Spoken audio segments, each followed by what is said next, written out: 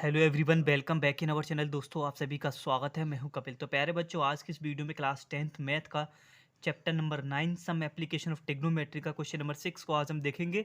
इससे पहले मैंने क्वेश्चन नंबर 5 तक का जो वीडियो मैंने पहले ही अपलोड कर दिया। प्लीज़ आप जाके उन वीडियोज़ को देख सकते हो। जो बच्चे हमारे साथ न्यू जुड़े हुए हैं उनको बता दूँ मैं, हम और भी चैप्टर्स की जो वीडियो हम आपको प्रोवाइड करा रहे हैं, तो आप हमारी प्लेलिस्ट में जाकर चेक कर सकते हो। ठीक है ना।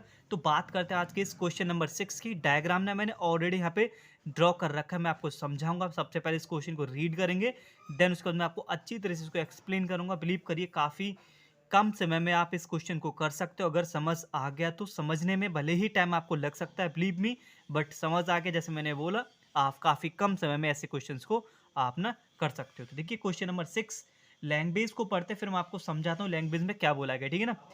A 1.5 metre tall boy is standing at some distance from a 30 metre tall building. ठीक है ना। एक लड़का है जिसकी जो हाइट है, मैंने ले रखी है, ए से भी एक बॉय है जिसकी जो हाइट है 1.5 मीटर है, और एक बिल्डिंग है, सी से डी मैंने बिल्डिंग ले रखा है, और बिल्डिंग की जो हाइट है वो 30 मीटर है। ठीक है ना। इतना बोला गया, उससे कुछ दूरी पर वो खड़ा हुआ है, ये क्वेश्चन में बोला गया है। ये बॉय है, ये बिल्डिंग है, आमने सामने दोनों खड़े हुए हैं। बॉय की जो हाइट है 1.5 है, और जो बिल्डिंग की हाइट है वो 30 मीटर है, राइट। अब क्वेश्चन में बोला गया the angle of elevation from his eyes to the top of the building.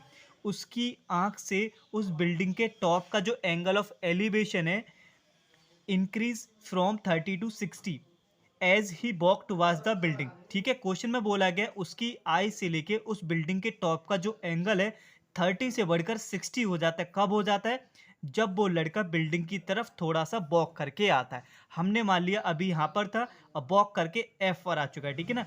अब इसने यहाँ से यहाँ तक जो कितना डिस्टेंस ट्रेवल किया है वो आपको ना बताना है। ठीक है ना। इतना तक क्वेश्चन में बोला गया है। अब देखिए जरा एक बात समझिए यहाँ पे, अगर इस बॉय की जो हाइट 1.5 है, ओवरऑल यहाँ से यहाँ तक 30 है, तो ये जो हाइट होगी मेरी डी से ई जो मैंने लिख रखा है यहाँ पे, वो मेरा कितना होगा? 30 माइनस 1.5 यानी कि 28.5। डी से ई कितना हो जाएगा? 28.5। हमें डायग्राम ड्रॉ किया, हमने क्या किया, बी से एफ पर चलकर आ गया और इसको इससे यहाँ पे जॉइन कर दिया, बस। ओके। और बी से एफ हमें फाइंड करना है। तो देखिए किस तरीके से हम यहाँ पे क्वेश्चन करेंगे। अब हमें यहाँ पे फाइंड करना है बी से एफ। अब इस डायग्राम को देख के जरा आप ये बता दीजिए कि बी से एफ हम कैसे फाइंड यहाँ पे हम कर सकते हैं। तो देखिए कुछ मेरा इक्वेशन जो है वो कुछ इस तरीके से फॉर्म होना चाहिए। बी से F equals to, okay, B से एफ इज इक्वल टू होगा मेरा B E minus F E, यानी कि पूरे इस लेंथ में से बीई में से क्या माइनस कर दूं? एफ ई वाला पार्ट। जब एफ ई को मैं यहाँ से कट कर दूंगा पूरे बीई में से, तो रिमेनिंग पार्ट मेरा बी से एफ रह जाएगा। यही मुझे ना निकालना है। ठीक है। अब देखिए सबसे पहले मैं अब बात करूंगा बी से ई के लिए। बी से ई जो लेंथ है मेरी किस ट्रायंगल मारी? ट्रायंगल बी ई डी में। अब हम लिखेंगे in triangle V E D, in triangle V E D में। अब बी ई डी में जाएंगे क्योंकि मुझे बी से ई चाहिए। बी ई में से मैं एफ ई को निकाल दूंगा तो मेरा बी से एफ का वैल्यू रह जाएगा। अब देखिए ट्रायंगल बी ई डी में हम लिखेंगे टेन 30 डिग्री एंगल बन रहा है मेरा बी पर 30 का। टेन 30 इक्वल्स टू हाइट हमारी कितनी है डी से ई, यानी कि 28.5 परपेंडिकुलर अपॉन बेस। बेस कितना है मेरा? बी से ई, ओके, वी ई। अब टेन 30 का जो वैल्यू होता है प्यारे बच्चों, वो आपको होता है 1/√3 इक्वल्स टू 28.5 अपॉन बी से ई। ओके। अब हम यहाँ से बी ई का वैल्यू हम निकालेंगे, तो हमारा यहाँ पे निकल के आएगा प्यारे बच्चों B E equals to 28.5 √3 metre, जिसमें आपका मेजरमेंट गिवन है उसी में हम इसको लिखेंगे। ठीक है ना। अब हमारा ये जो है कंप्लीट आ गया। बी से ई की जो लेंथ है वो हमारी 28.5 √3 है। अब मैं क्या करूंगा, इस पूरी लेंथ में से एफ से ई वाला पार्ट में माइनस कर दूंगा। अब एफ से ई मेरा किस ट्रायंगल में आ रहा है? एफ ई डी में। अब हम लिखेंगे in triangle F E D, मैं यहाँ कर दे रहा हूँ ना, in triangle F E D. तो क्या लिखेंगे? 1060 एंगल बन रहा है मेरा 1060 का। 1060 इक्वल्स टू परपेंडिकुलर कितना? 28.5। ओके। परपेंडिकुलर कितना होगा डी से ई? कितना? 28.5। बेस मेरा कितना होगा इसका? एफ से ई। अब मुझे पता कैसे लगा, मैं tan ही यहाँ पे यूज़ करूँगा बिकॉज परपेंडिकुलर और हमें बेस फाइंड करने हैं, तो परपेंडिकुलर और बेस हमारे tan में ही यूज़ होते हैं ना।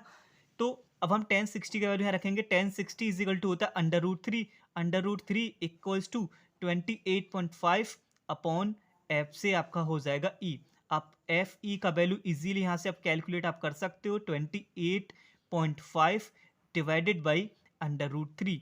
और थोड़ा सा भी इस क्वेश्चन को सॉल्व करना है तो आप इस क्वेश्चन का ना रेशनलाइजेशन आप कर सकते हो। तो चलिए अब बात करते हैं, हमारे पास आ गई दोनों चीज़ें बी से ई और एफ से ई। हमें चाहिए वी एफ। बी से एफ निकालने के लिए मैंने बोला था बी से एफ का डिस्टेंस निकालने के लिए कंप्लीट में से एफ ई को माइनस कर देंगे। वही मैं यहाँ पे लिख रहा हूँ, ध्यान से आप समझना ना।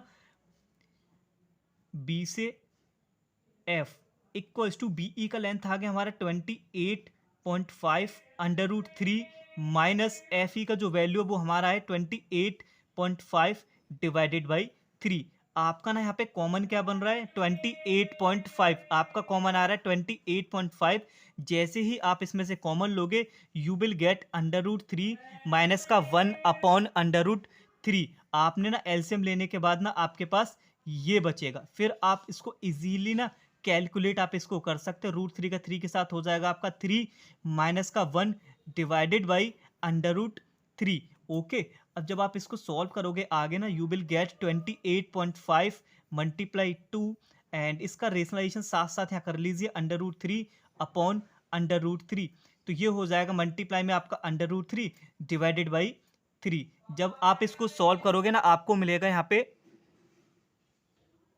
देखिए आगे मैंने कैलकुलेट कर दिया है, 3 से कट होगा 9.8 टाइम 9.5 इंटू 2। जब आप मल्टीप्लाई करोगे तो you will get 19 under root 3 metre. जो आपकी जो लेंथ है वो कितना बिल्डिंग की तरफ उसने वॉक किया बी से एफ के लिए, आपका आएगा 19 अंडर रूट 3। यही आपका ना प्यारे बच्चों यहाँ पे ना फाइनल आंसर आपका हो जाएगा। रूट 3 का वैल्यू हम तभी क्वेश्चन में पुट करेंगे जब आपसे क्वेश्चन में रूट 3 का वैल्यू दे रखा होगा। तो चलिए मिलते हैं अगली वीडियो में अगले क्वेश्चन के साथ। तब तक के लिए धन्यवाद। Take care and wait for the next video.